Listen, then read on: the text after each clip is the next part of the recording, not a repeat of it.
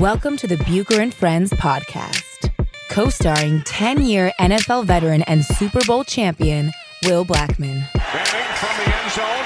He throws, and a deflect away, and it is picked off by Will Blackmon, the former Giant. Tim Dwight watches it hit, bounces, picks it up at the 10, slips a defender, fumbles the football. It's up for grabs. It's covered in the end zone by Will Blackmon for a Green Bay touchdown. And now, here is your host, Let's send it over to Rick Bucher. Rick Bucher.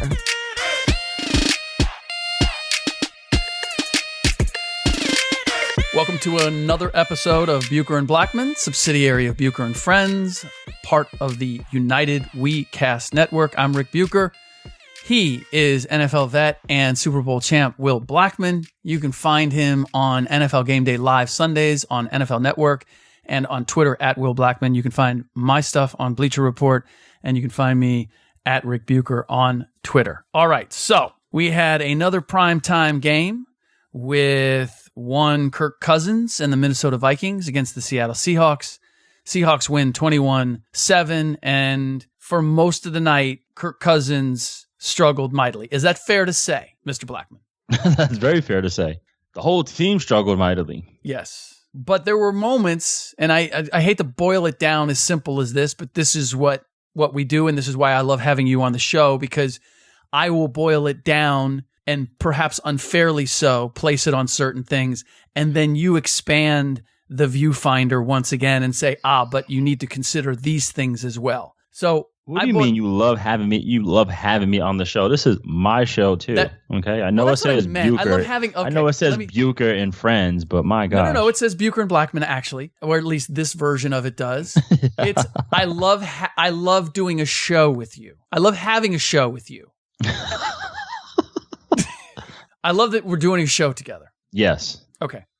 So for me, this was the thing that I've talked about. Why I thought that Kirk Cousins wasn't worth the 3 years guaranteed money paid as arguably the highest paid quarterback, an elite quarterback. Because while the numbers look good, when you're paying a guy that kind of money, when you have the expectations that the Vikings have, he needs to be able to make something out of nothing. When things are down, you have to have the confidence that in the final moment, whatever it might be, he's just going to find a way to get it done. And I know that doesn't sound very like insidery to talk that way, but the fact of the matter is you can look at certain guys and go, whether he gets it done or not, you know, he's never going to be overwhelmed by the moment. Russell Wilson, case in point tonight. Kirk Cousins, I feel as if I've seen too many times where when it comes down to that, you got to make something out of nothing. It becomes too much for him. And he's that one integer short of being able to do that. The defense rests. Or the prosecution rests. I don't know where. I was going to say defense. Yeah, it's probably the prosecution. Tell me if I'm being unfair. And I understand that the Vikings still will be judged based on what they do and Cousins on the width and breadth of this season, not just prime time and getting there. But at this point, I'm looking at the standings and I'm looking at where they are, and suddenly they're leaving the door open for the Green Bay Packers to potentially find their way back into the playoff picture. That's what's funny, right? Playoff hopes are still alive for Green Bay. Yes, in spite of everything that has happened there. But I look at them and I feel as if their playoff lives are still, they're there. And if it ever comes down to it, I'll take Aaron Rodgers every day, any day, no matter what he has around him, thinking that if there's a way of getting it done, he's going to get it done. I just don't have that confidence in Kirk. And I feel as if what I've been saying going back to last year, why Washington never invested in him, is being proved. This is the question I have for you. Is it possible that because Washington never, they consistently were waiting to see him prove himself, that it created a doubt in Kirk Cousins' mind that he hasn't been able to get over? I don't think that was the case for him. I don't think he's thinking like that. Maybe I wasn't the guy. I just think he didn't feel respected, perhaps, in D.C. So he kept saying the same line over and over is, it's good to be wanted. I want to be somewhere where I'm wanted. And he never felt wanted there the whole time. He felt like it was almost like he had the organization hostage because they had no backup plan. Right. The Redskins had no plan B. And so they were like, hey, we won't sign a long term, but we'll just keep giving him the tag. Once they found a plan B, they were totally comfortable moving on. So do you think that this was all a matter of let us find a plan B? Because there was talk about one time that they did make him an offer. I can't remember. I believe there were a couple of offers. I think when Scott McCloughan was the GM, he had an offer for him. And I think it was somewhere maybe in the 17, 18 ballpark range. And because McCloughan's whole thing is like, I'll pay you, like you'll be set for the rest of your life. Like you will be paid. But I'm going to build a team around you so that you don't have to do much. Thank you, Scott McCloughan. What a smart man.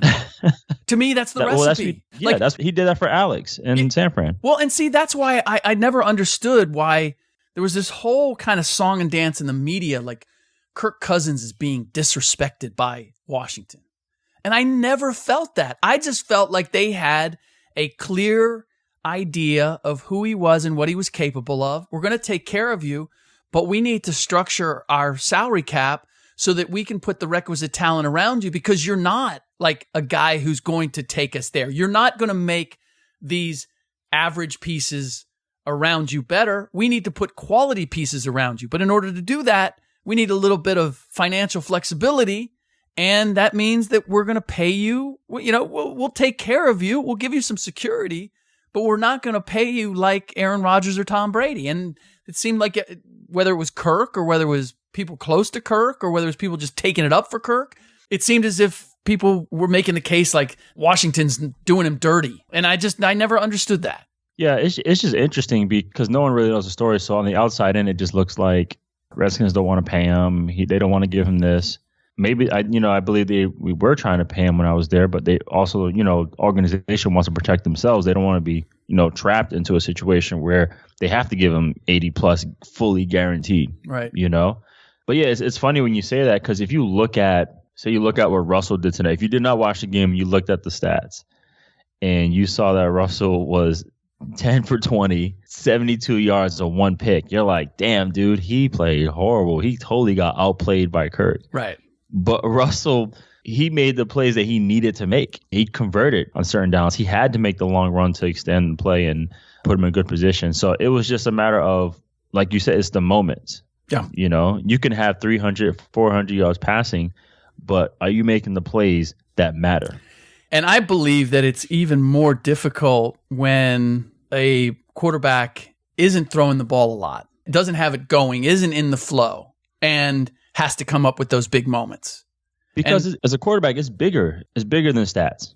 You can throw for gazillion yards, but it has to be the moments. And that's where, when you think of Russell Wilson, yeah, people talk about his ability to run and just all his physical tools. He can throw it, whatever you want to call it. But it's his intangible, it's his mind that everyone talks about. It's his mind, the way he prepares, the way he relishes in the moment when it gets difficult. That's when he rises up. That's why he has a Super Bowl. You look at somebody like Big Ben, same thing. When the moment gets difficult, he rises up. Aaron Rodgers, when it gets difficult, he rises up. Brady, Breeze, when it gets difficult, he rises up. As I've mentioned, I have a degree from Body Language University, and there's certain guys that, and I believe you've had to seen it too. If you're on the field, you know certain guys that are comfortable in the moment, and you're going to have to beat them, and there are other guys, you can tell when they're shook. They're thinking a lot. I always felt this with Deshaun Watson, going back to Clemson. No matter what the situation was against Alabama or any game, he was out there just kind of trying to like, okay, what is it that I need to do to win this game? That was the thinking in his mind. And you could see it in his body language and the way he approached the game. Something would go wrong. It was, okay, that didn't work. What do I go to next? Kirk always looks like he's a little bit frantic. He's a little bit unsure.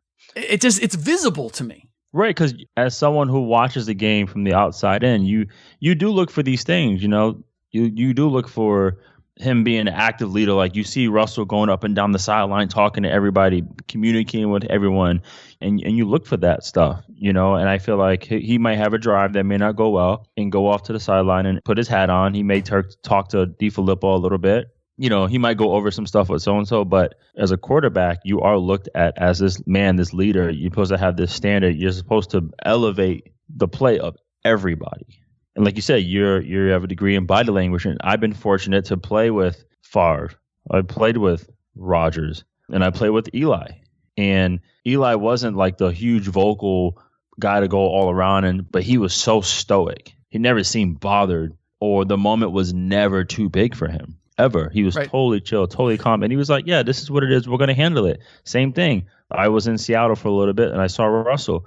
And here's an interesting name I throw out there. When I was in Jacksonville, we had a quarterback, Chad Henne. And he wasn't popular just based off his, name, and wasn't out there throwing for 1,000 yards, whatever, every game, like just out there slinging it. But he carried himself in a manner that you want your quarterback. And he was a leader. He was very, very mature, and guys listened to him.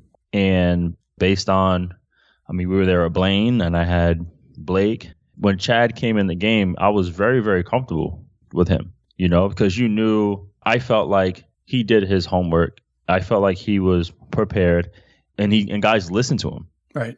There is this sweet spot too of having that demeanor, having that presence, and then having the requisite physical tools to do special things. And some guys have one or the other, and the great ones seem to have both.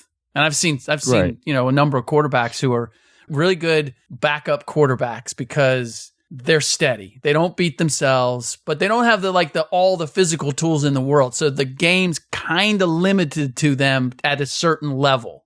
You need to put those great pieces around them. I don't know. I don't see it necessarily from a physical standpoint with Kirk. Maybe he doesn't have the foot speed or whatever, the escapability that some of the top guys, certainly that Rodgers has. But I feel as if the arm is good enough. How do you assess his ability to read and react? I think he's smart in terms of what you do in practice, he carries over into the game. So if there's a lot of looks that he gets in practice and they show up in the game, then it's like, okay, awesome. But then, you might get a wrinkle here and there. You might see a coverage that you may think is this and it's something else. And like I said, that was the only thing that I felt like he really had to improve on, was when the play breaks down or if it doesn't look like it does in practice. Right. And those are the things that I see. But he's, like I said, he's smart in terms of his data, his information, his preparation. It's just that, like I said, like Russell prepares. Russell gets the same plays in practice. But when in doubt, when all hell breaks loose, Russell is calm and he's like, I'm just going to figure out and make a play. Mm-hmm. Like when Kirk threw that touchdown pass to Dalvin Cook, I was like, okay, he's probably going to run this in. But he stopped, turned around right on the line where they thought he was over and threw it. He may have been the only quarterback in the NFL to throw that football. Anybody else is running it. I'm pretty sure once you get to that line, because you get there and you're like, I got 5 or 8 yards. I forget how many yards it was. I'm going to go get this touchdown. I'm going to go get it. It was almost like. So do you think it's a plus or a minus? When you saw him do that, did you think, oh, that was really smart? Or did you think, oh, that's a guy who's not sure he can get there? I was like, thank God Dalvin Cook caught it and there wasn't a penalty, because when he scored a touchdown, everybody was like, what the hell just happened? See, that was my thought, because his right foot, it was just brushing the line. I don't believe that Kirk knew exactly where he was on the field when he threw that. I don't know that he knew he was still behind or had one foot touching the line of scrimmage. I think he got lucky, to be honest with you. He did. It's like when LeBron passed it to George Hill, Oh, yeah. No, yes. right? Oh, for the free throws, yes. And he got fouled, yeah. Yes, exactly. It was like that. Like, dude, no. By the way, yes, thank you. One more reason why I love that you have a podcast with me, Will Blackmon, or that I have a podcast with you. Whatever it is. Whatever it is. I'm glad that we have a podcast. So along with that, when we were talking on the podcast yesterday, you talked about kind of the prevent or the defensive mindset when it comes to defending a last-second hook and ladder play. And you said the concept is the same as on a press in basketball, in that you want to attack the ball. There's a yes and no to that. You want to lure the ball into certain areas and then attack it. Like you kind of want to direct them into a certain space. And I would think the same thing applies defensively in that situation, is that you want to draw the noose. You want to close them down and confine them. It's not like you're driving straight at the ball, but you're trying to kind of suffocate it. No, that's a very fair assessment. I'm trying to check out all these playbooks are on here in my office, but we had one defense. Coach Barry had a defense on the Redskins where we were in a prevent, but we had one guy in the middle who would chase the ball. We protected our areas and we would close in, and one guy would literally run around and pretty much kind of chase the ball. And as the ball kept getting tossed around, we kept closing in. But it's funny, they found a video. I guess Gronk was walking, and all of a sudden I was like, "Oh, I gotta get on my horse and run." What is the name of the guy in that defense that is the ball chaser? Oh, I forget what it was called. But I was that guy. We were never in that situation, but I would have been that guy. I assume it's your fastest guy? Was I the fastest? No, I wasn't the fastest guy on the team. Really? No. What was your 40? 441 with no training. You had to throw that in there. I had to say no training. Most people would be good with a 441. You got to add that little cherry, and that's what I had to because I didn't go to one of these. I had a horrible start. I didn't have any technique, and I just ran. And I'm like, damn, dude, if I actually worked on my start, I probably could have cracked 4.3. I was going to say, I wonder, do you think you were in John Ross territory? No. Gosh, no. I'm not even going to even try. However, a quick story about the combine. So I actually went with the receivers to the combine. They invited me to go there as a receiver. And the tight ends were running. So I remember Vernon Davis was getting into his, getting his mark and getting his steps. And before Vernon Davis runs, he looks up at me. He's like, "Yo, Will." And I'm stretching. I'm like, "What's up, man?" He was like, 4.36, watch. I was like, "Get the hell out of here, dude." Boom, took off. 4.37. I'll take it. Wow. At 2:55. Wow. All right. So I got a question. Yes. Reggie McKenzie. Yes. Gets fired today. Yes. I think rightfully. I think what it was. I'm saying good timing, not rightfully so. Like good timing in terms of. Yeah. They say you can stay here. He's probably like, heck no, dude. Like I'm out of here. Good for him. Yeah. What do you think what's a good spot for him? Really put you on the spot here. Cincinnati Bengals. Since he has time, you think they just do a whole overhaul and clean that place out? Yeah, I like Marvin. There's a lot. It's hard for me. Why? He's a good guy. Like as a person, he's a good guy, and he fell asleep on me during my combine. He said he fell asleep during my combine. I know, but I feel as if there's so much that goes with that franchise that makes it difficult. I know that they've always been on the cheap. There's just a lot of things that they do that I feel as if his hands are tied. So I understand the circumstances that he's under, and I don't want to put it all on him. But I would love to see Reggie come in and make it a clean sweep and start over and have Reggie do it. Because Reggie came in with the Raiders, and living in the Bay Area, I can tell you they had to overhaul that thing in every way. Al Davis basically... When Reggie came in, right? Yes. They were, exactly. I mean, the infrastructure didn't exist. Their training facilities were awful. Al Davis carried around all of their scouting notes in his pocket on pieces of paper. I worked out for the Raiders, and I was like, please don't sign me. Yeah. Seriously. Yeah, I'm not surprised. They had like Lyle Alzado's like X-ray still up there. They were antiquated, and everybody in the organization was antiquated. And it reminds me of Obama. He's like, I need more than like 8 years, dude. Yes. Like, yeah, exactly. So Reggie brings them all the way back and makes some really shrewd. Look, he missed on a couple. He missed on Hayden, but for the most part, he hit on quite a few. And then to see kind of John come in and get all of the reins and all of the money and all of that, it just felt like a massive overreach, and that it did Reggie wrong. So I commend him that he had the guts, because being around the league, it's funny. I just ran into somebody a couple of weeks ago. I was in Sacramento and ran into somebody. They've been in the league for a long time, and somebody asked him how they were doing, and he goes, "I'm still here and I'm still drawing a paycheck." And the number of people that approach their jobs with the idea that I just want to stay in the club. I just want to stay in the league, because you fall out of the club, you fall out of the league, and everything plummets. Right. Your celebrity, salary, the perks, your lifestyle, everything goes off the cliff. So there are people that are not about being a success in the league. They're about, I just need to find a way to stay in the league. And that's the majority. Yes. Guys just get comfortable. Exactly. Then it becomes an old boy network, people taking care of each other. And I just saw it again. Somebody who's outside of the league gets hired back into the league. And it was why? Because they were boys from the way back. And that guy That's the norm. Yes. That's the norm. Well, and I say coaches, you're only as good as the people you hire. Hire good coaches. Yeah. You can't bring in all your homeboys like, I'm going to take care of you. Yeah, he may be your homeboy, but is he a good coach? Yes.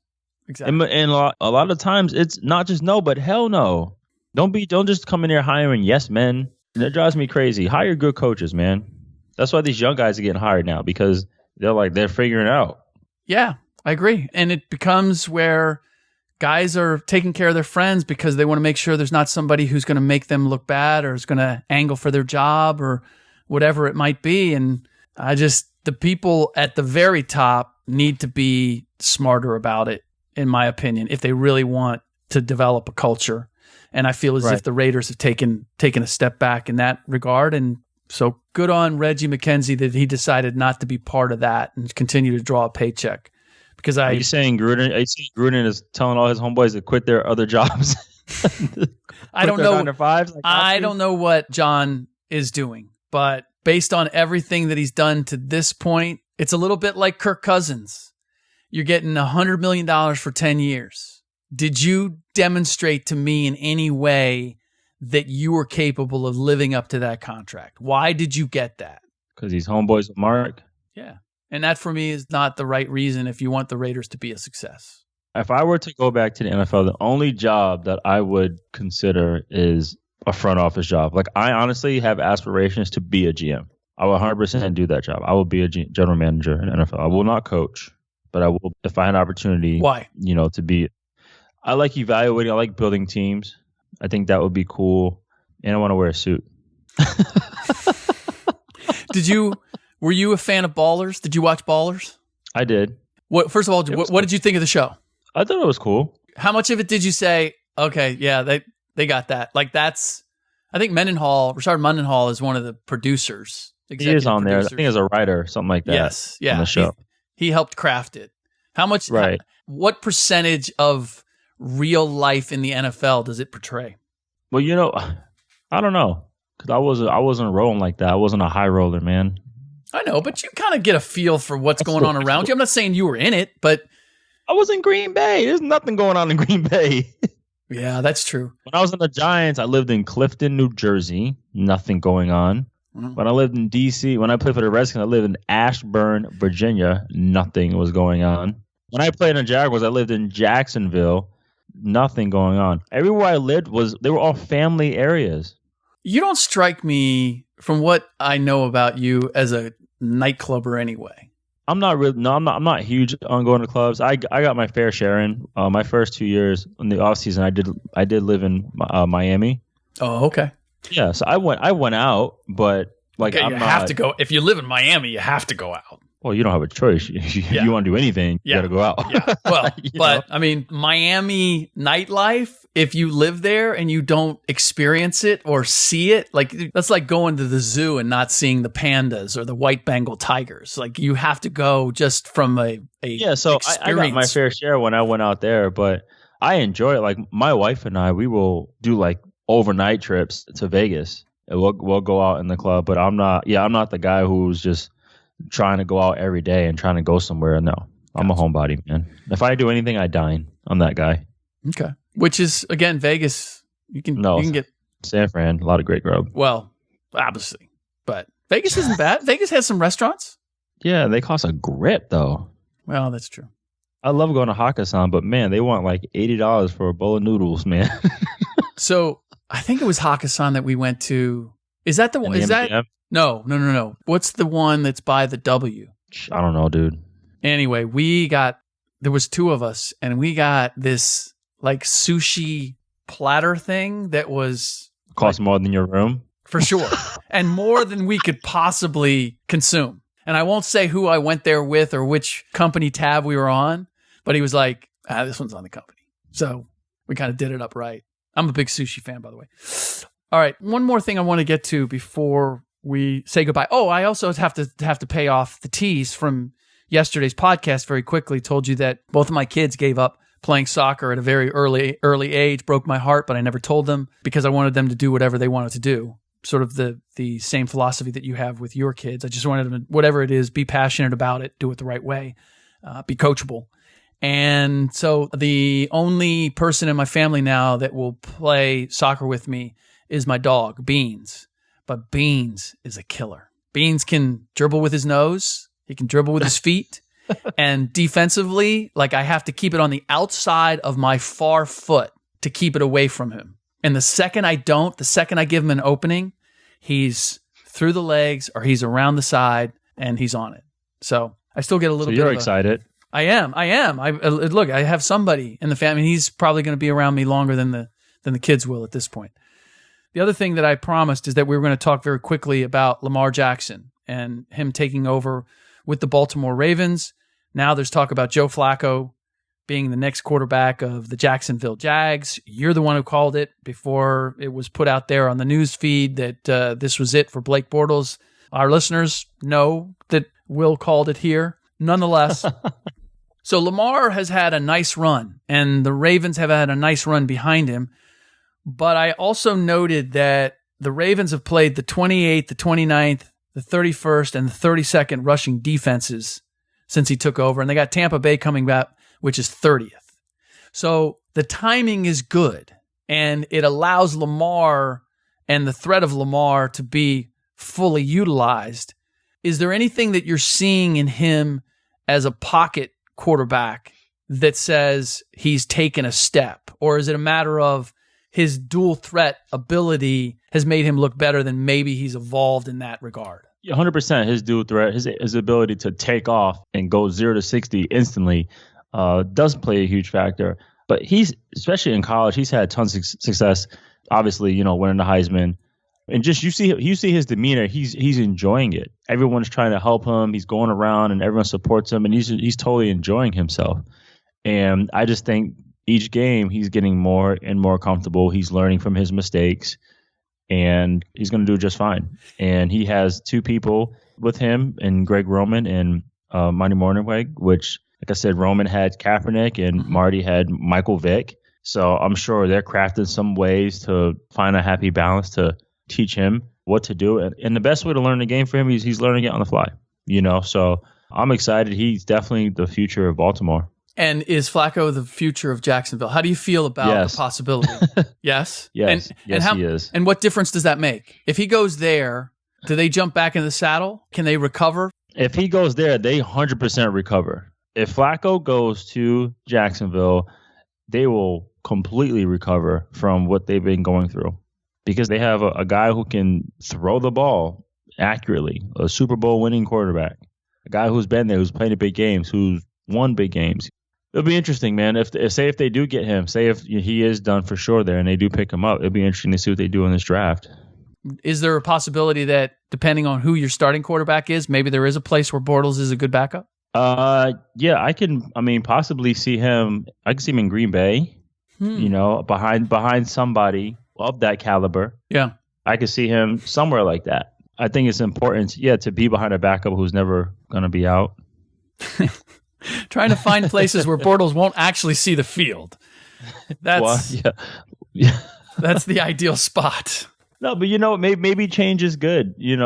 Usually that's the case for most people. Maybe somebody else had him high on their draft board also.